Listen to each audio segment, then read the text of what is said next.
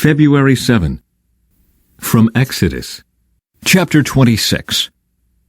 Make the tabernacle from 10 curtains of finely woven linen. Decorate the curtains with blue, purple, and scarlet thread and with skillfully embroidered cherubim. These 10 curtains must all be exactly the same size, 42 feet long and 6 feet wide. Join 5 of these curtains together to make one long curtain. Then join the other 5 into a second long curtain. Put loops of blue yarn along the edge of the last curtain in each set. The 50 loops along the edge of one curtain are to match the 50 loops along the edge of the other curtain. Then make 50 gold clasps and fasten the long curtains together with the clasps.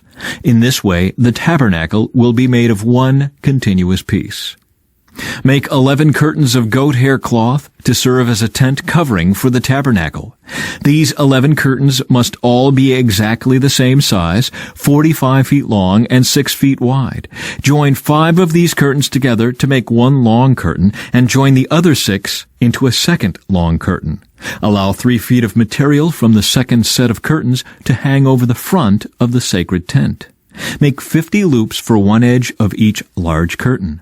Then make 50 bronze clasps and fasten the loops of the long curtains with the clasps.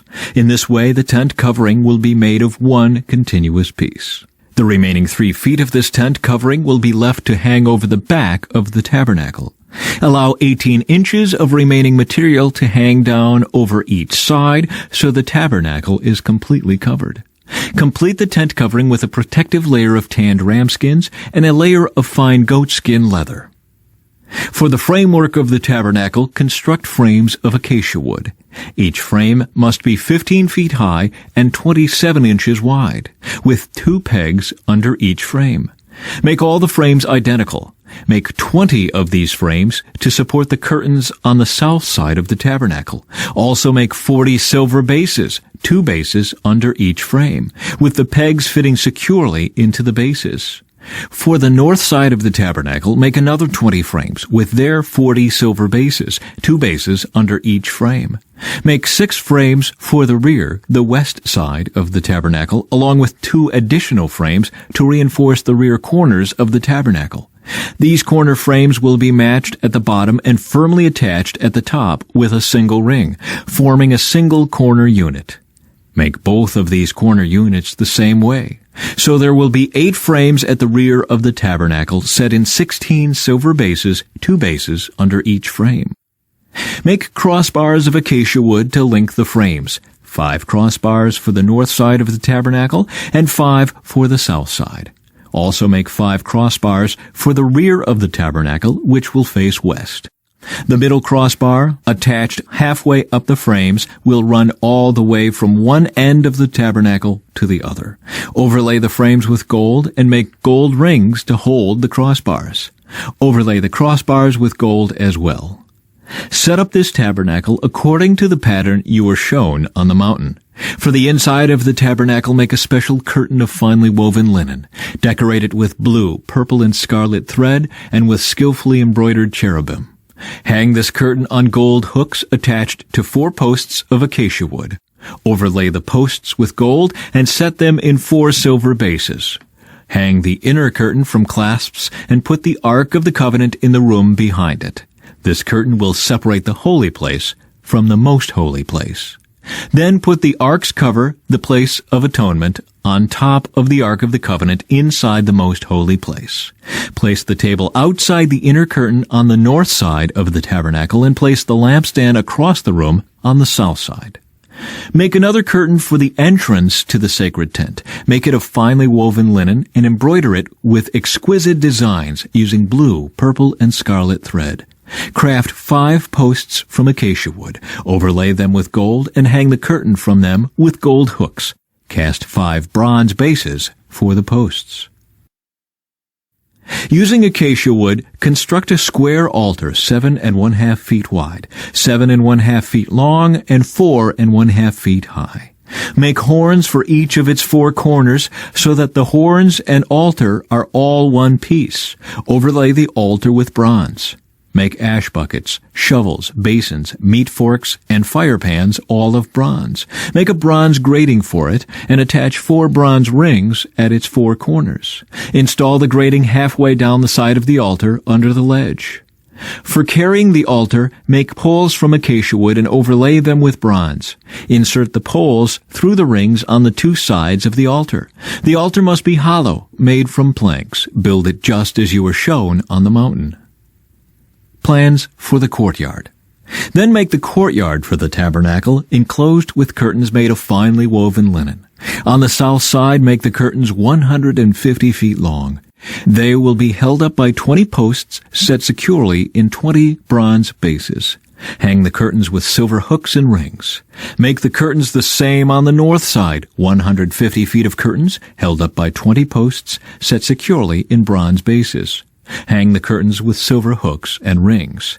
The curtains on the west end of the courtyard will be 75 feet long, supported by 10 posts set into 10 bases. The east end of the courtyard, the front, will also be 75 feet long. The courtyard entrance will be on the east end, flanked by 2 curtains. The curtain on the right side will be 22.5 feet long, supported by 3 posts set into 3 bases. The curtain on the left side will also be 22.5 feet long, supported by 3 posts set into 3 bases. For the entrance to the courtyard, make a curtain that is 30 feet long. Make it from finely woven linen and decorate it with beautiful embroidery in blue, purple, and scarlet thread. Support it with 4 posts, each securely set in its own base. All the posts around the courtyard must have silver rings and hooks and bronze bases. So the entire courtyard will be 150 feet long and 75 feet wide, with curtain walls 7.5 feet high, made from finely woven linen. The bases for the posts will be made of bronze. All the articles used in the rituals of the tabernacle, including all the tent pegs used to support the tabernacle and the courtyard curtains, must be made of bronze. Light for the tabernacle. Command the people of Israel to bring you pure oil of pressed olives for the light, to keep the lamps burning continually. The lampstand will stand in the tabernacle in front of the inner curtain that shields the Ark of the Covenant. Aaron and his sons must keep the lamps burning in the Lord's presence all night. This is a permanent law for the people of Israel, and it must be observed from generation to generation. From Matthew, chapter 25. Then the kingdom of heaven will be like 10 bridesmaids who took their lamps and went to meet the bridegroom. 5 of them were foolish, and 5 were wise. The 5 who were foolish didn't take enough olive oil for their lamps, but the other 5 were wise enough to take along extra oil. When the bridegroom was delayed, they all became drowsy and fell asleep. At midnight they were roused by the shout, "Look, the bridegroom is coming! Come out and meet him!" All the bridesmaids got up and prepared their lamps. Then the 5 foolish ones asked the others, "Please give us some of your oil, because our lamps are going out." But the others replied, "We don't have enough for all of us. Go to a shop and buy some for yourselves." But while they were gone to buy oil, the bridegroom came. Then those who were ready went in with him to the marriage feast, and the door was locked. Later, when the other 5 bridesmaids returned, they stood outside calling, "Lord, Lord, open the door for us." But he called back, "Believe me, I don't know you." So you too must keep watch, for you do not know the day or hour of my return. Parable of the 3 servants. Again, the kingdom of heaven can be illustrated by the story of a man going on a long trip. He called together his servants and entrusted his money to them while he was gone. He gave 5 bags of silver to one, 2 bags of silver to another, and 1 bag of silver to the last, dividing it in proportion to their abilities. He then left on his trip. The servant who received the 5 bags of silver began to invest the money and earned 5 more.